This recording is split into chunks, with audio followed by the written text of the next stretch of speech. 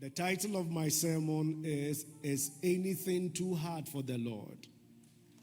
Is anything too hard for the Lord? This is a rhetorical question. This is a question asked by God to show his ability, his power, to show the possibilities with him. But most often than not, people like Sarah accept or reject the promise of God based on their circumstances, based on their experiences, based on their constructed realities. People doubt God's ability to do something in their lives because they believe what overwhelms them has the capacity to overwhelm God. So the fact that they were overwhelmed by a particular situation made them to think that the same thing has and can overwhelm God.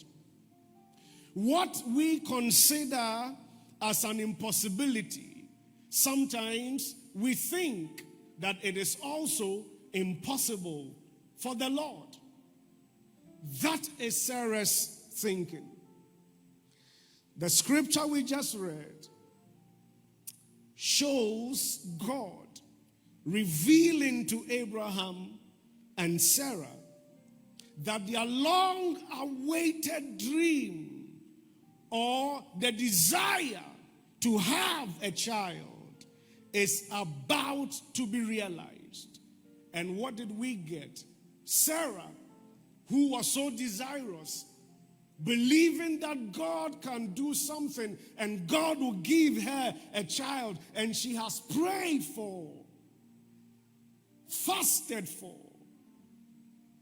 asked for.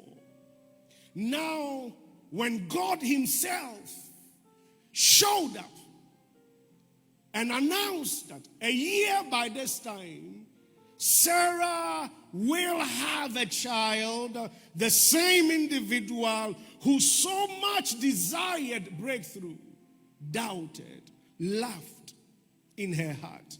Why? Because of her experience, because of her circumstances.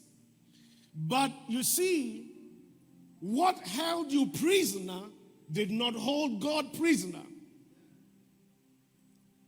That which is difficult for you is not difficult for God.